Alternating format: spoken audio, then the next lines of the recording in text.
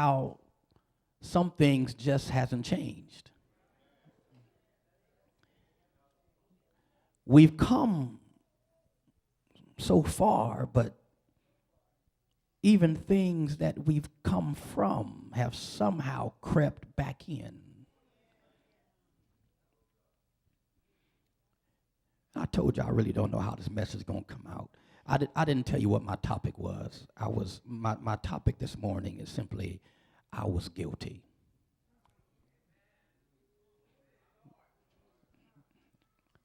I was guilty.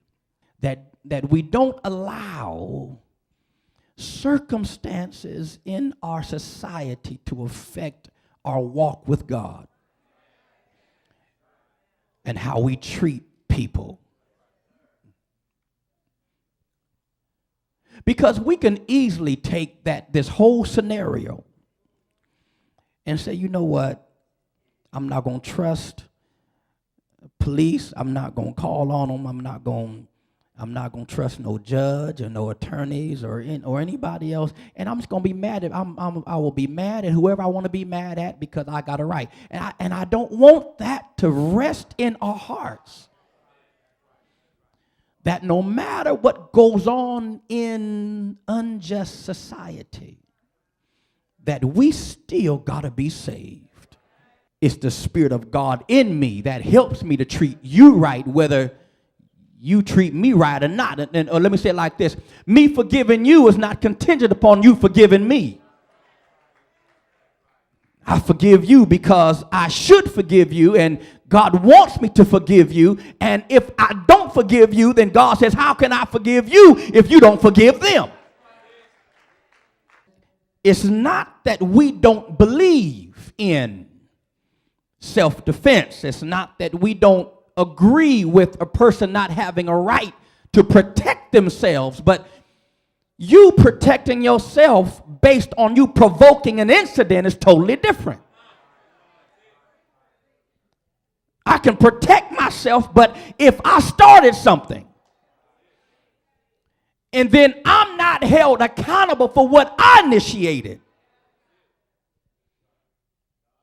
I don't think it wasn't the fact that he didn't have a right to protect himself. But I think the thing that was overlooked was the fact that there was some social profiling. There was a prejudgment. We all have a responsibility to pay attention when danger is coming. The Bible even tells us when you see evil coming and you don't warn the people that evil is coming, he said, they will be handled. Judgment will fall upon them, but the blood will be required upon your hands. He said, but if you see destruction coming and you warn the people, neighborhood watch. Y'all.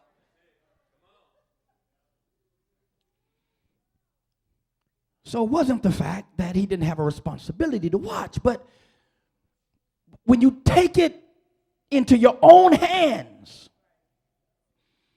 to go out and stop this young man from getting home, and to stop him and to pretty much socially profile him as a thug because he's wearing a hood in the rain. That's why you got to be careful how you prejudge people, because you don't know who they are. And I know sometimes even in the church, sometimes we come up in here with this prideful type of judgmental type of attitude. People coming in here, and because they don't look like how you think they ought to look, you have prejudged them already.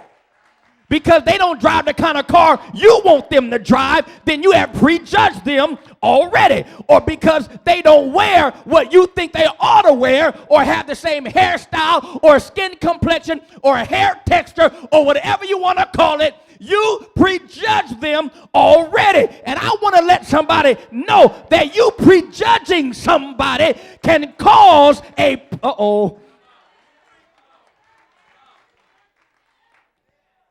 I like what the prosecution said in his closing remarks. He said Trayvon Martin may not have blood upon Zimmerman's blood upon his hands. He said, but Zimmerman definitely has the blood of Trayvon Martin upon his hands. That brought things into my mind to let me know that just because you think you got away with your sin, God is saying, I'm still marking and booking. Just because you think, God, I feel God pushing me now. Just because you think you got away with what you did, and because you got people to rally around you to help you get away with your sin, I'm going to let you know that God is still an awesome God. And he's a God that sits high and looks low. And just because God does not implement his judgment at that particular day that it should have been implemented, doesn't mean that you got away with your sin. There's somebody in here today, if not a few of us in here today, that God is saying, yeah, you were still guilty. You're singing in the choir and you're guilty. Y'all ain't helping me in here. Singing on the praise team and you're guilty. Playing instruments and you're guilty. Sitting in the pulpit and you're guilty. Walking in and out the building and you're guilty. In and out the youth department, you're guilty. But God said, because I didn't implement my judgment, doesn't mean that I didn't see what you did.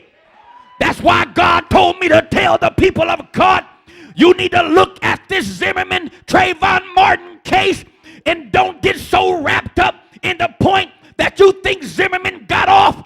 He didn't get off because there's still a God that he's going to have to stand in front of